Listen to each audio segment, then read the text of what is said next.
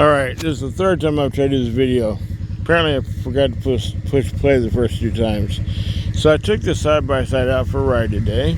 Having a just de-stress day. I had some things I had to work through my head. And I found this sign. And I thought, oh cool, Slate Creek. Good for Jeeps, bicycles, horses, hikers, ATVs, and motorcycles. And that's a forestry sign, U.S. forestry there. So then I'm thinking, okay, this must be the loop. You go this way or you go this way. But if you go this way, and this sign here just has two arrows, one going forwards, one going that way, says good for ATV and motorcycle, and it's easy trail. It is a very easy trail, and you can fit an ATV down it, but you only get to go about a mile, and you run across a gate, and it says private residence, no trespassing, 24-hour video surveillance, which I doubt that at the gate, but probably at the residence. And so you have to turn back. So I came back, and I went down this fork here, which is trail 12N38D. And the first thing you see is that hideous thing, and that's a Dodge Durango somebody brought out here and dumped, probably stolen. Well, we know it's stolen, and it's been trashed by people coming out here, partying, riding, whatever. It's got forestry come out and put a tag on the door there. See if I can zoom that in. There it is, and it was tagged a very long time ago because the tag, which is normally orange or red, is bleached white. So forestry never came back for it. Chances are, and most likely, is the ranger that was out here either was out here on an overtime or was out here and it got transferred somewhere else and it just got forgotten about. So anyway, back to 12N38D. So there's the marker. This marker doesn't say anything about ATVs, horses, Jeeps, hikers, none of that stuff, but you assume because that sign there does, you're okay. They lied. That's an ATV, commonly known as a side-by-side, but that is an ATV according to forestry. So you go down this about a mile, and there's a fork. And there's another one of these signs like where it's over there somewhere. Where is this here? Yeah, right there. That doesn't have any markers on it. It has 1 or a 2, which is, I believe, the difficulty level of the trails. And the fork to the right says, it didn't actually say that, but it says, I believe it said bicycles and motorcycles. And the fork to the left says ATV and motorcycles. Now, I thought that was the loop, because with this clearly wasn't the loop here. So I thought that must be the loop there. You go there, and then you do the loop and come back out this way. But the ATV trail, the trail that's marked for ATVs, is narrow. It's motorcycle trail. I mean, you could do it. I could do it in this, but the branches, you'd be brushing all down. You're pushing through the brush, and I don't take a chance of starting a fire. So I gotta say, with all the ATVs on the market, Kawasaki really built a stellar machine here. This thing is top shelf. I mean, it's got all the exhaust, everything's tucked under here. There's nothing sticking out to start a fire. There's nothing below that trailer hitch underneath. It's got a full body skid pan, so the chances of starting a fire by driving through dry brush is slim to none. So, I mean, you're more likely to, there's still little drain holes in the skid pan for water when you go through the water, and you're more likely to catch dry brush in that and catching a fire in your machine and lighting the field on fire, the forest, than you are catching your exhaust or something on something. But anyway, that's my take on it. I mean, this is great. I love this machine. It's great. And it's almost paid off. That and my tractor both are almost taken care of. Just in time for retirement. I owe $3,100 on that. And 1794 or something like that on the tractor. So a few more months, get those all taken care of. Actually, I've got enough in the bank I could pay the tractor off now, but I'm using it's out in savings. I'm using the savings at this point to supplement my income. Now, one could argue if I just paid off the tractor, because that's $456 a month, then that's $456 back into my saving, or into my bank account, into my retirement check, and I wouldn't have to supplement. But I mean, and it's logical. But I'm trying to rebuild the credit, which when my dad died, my credit dropped from 750 down to 456, and I've finally got it back just over 700. And if you're curious what I'm doing now, I'm taking the hood off because I'm putting a fuses, okay? I bet I can put that right there. So I've got this jump start pod thing that not a jump starter thing, but it's a remote.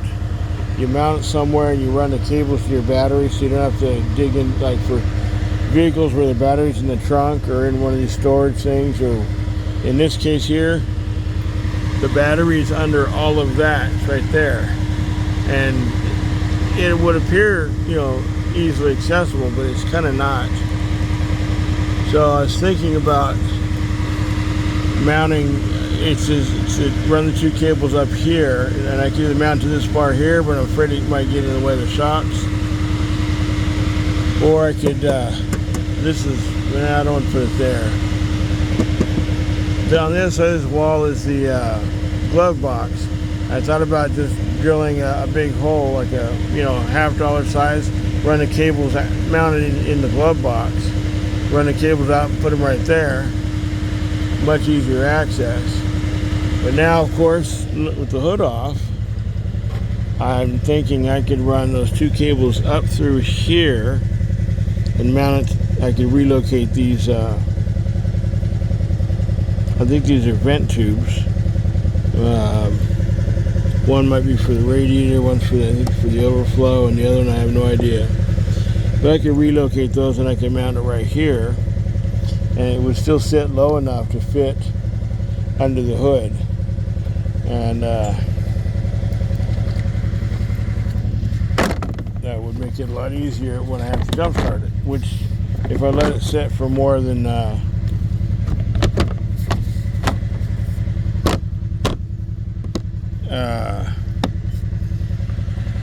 about a month, I guess. The battery in this thing is it's a 20. This is a 2020, so the battery is 5 years old, and I don't use it every day, so the battery is getting kind of weak, and so it's time for a new battery. I just haven't done it. I also have some battery tender leads, which I can put on there and just keep it plugged in all the time. But that's kind of, well, it's not really a pain in the ass, it's just expensive.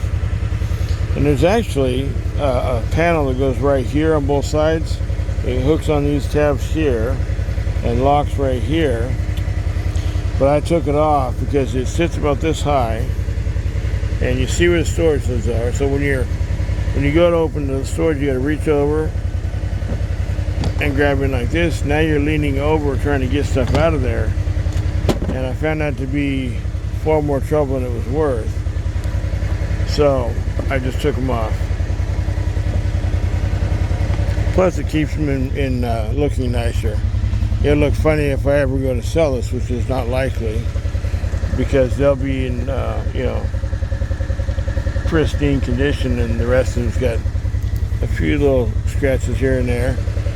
I guess I could fix that just by hooking a clip to them and drag them down the road a little bit, or a trail, I mean. But I'm not gonna do that either, actually. It sure looks better with these bigger tires on it, though. These tires are about 2 inches taller than the old ones, 2 or 4, I'm not sure. And plus, I put a 2.5-inch lift kit. That's what that is right there and right there. And set in the front as well. I've been running bigger tires, which makes a huge difference when you're on the trails.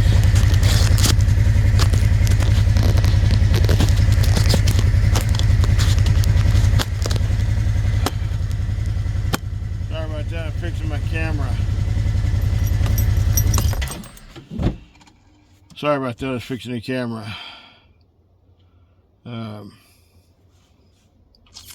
Man, I am thirsty. So my water jug got a hole poked in it in the storage by my pickaxe or something.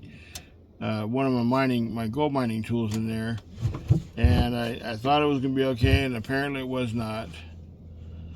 And so now I'm thirsty. So I'm torn. Do I go home, which is as a crow flies, not more than about 2 or 3 miles, but as a trail ride, close to 10 miles. And then once I get home, do I want to come back out here again tonight? This afternoon, it's probably around 3 or 4, I think now. Let's see if I can see here.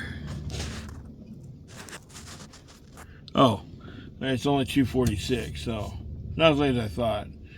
So I could run home and be back out here in about an hour. Or do I go up this trail right here, which doesn't seem to have any kind of a marking? So I've been thinking I need to start taking, that's why I started originally just taking pictures of these signs. Sorry, I get hiccups. Taking pictures of these signs right here, the Slate Creek and the 12N30AD, so that if, God forbid, I get stranded out here, break down, whatever, if I can get a cell phone signal, I can call for a search and rescue and tell them roughly where I'm at. So, I mean, I'm so used to coming out here by myself, which is just FYI for those that don't come out and do this kind of stuff. Don't do it by yourself. It's really not safe. Cleaning the dust off my power pack, sorry. I've been doing it for many, many years, coming out like this by myself. And, I should have grabbed another power cord, oh well. So I'm kind of used to it. I usually bring supplies with me, food, water, and camping gear, just in case something happens. Today I was not really thinking too much. When I left, the wife's in a bad mood. I was getting stressed out. I said, I'm going for a ride. I'm out of here. I didn't tell her that. I just told her I was going to take a ride in the forest,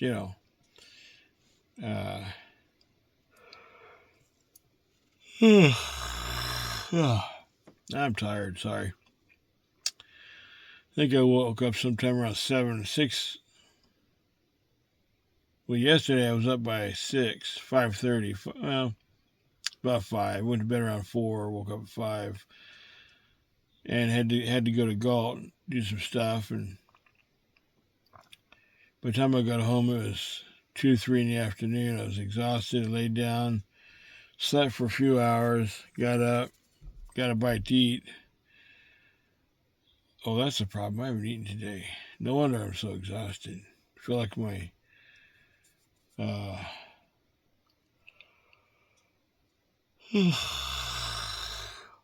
maybe I better go home, get some water, and have some lunch. because I feel like my blood sugar is dropping. I am exhausted. And my stomach feels like I'm hungry enough I can eat the steering wheel off this. But anyhow, before I go home, I'm going to check out this trail over here. It looks very cool. And it might go to that same house over here. I'm not sure. There are a couple of trails out here. There's cabins out here in the woods out here, and I've run across 2 cabins and a house on another trail over a few miles over this way over here, back that way. I think it's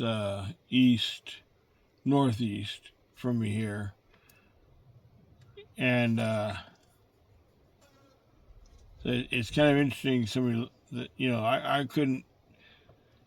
I couldn't live out in these woods like this. A cabin would be cool, but keeping people from breaking into it and trashing it, that's not cool. So it would have to be very Spartan. But the one guy that lives out here off Mosquito, he's got a full house out there. He's got a wife and kid, and at least a wife and daughter anyway. Wife and daughter are kind of idiots, driving on the wrong side of the road. I almost hit them head on, both of them, while on the tractor cleaning the road from plowing the snow and all that. Anyway, I'm going to go check out this road, and then I'll go home and get some lunch. I'm hungry. Y'all have a good day.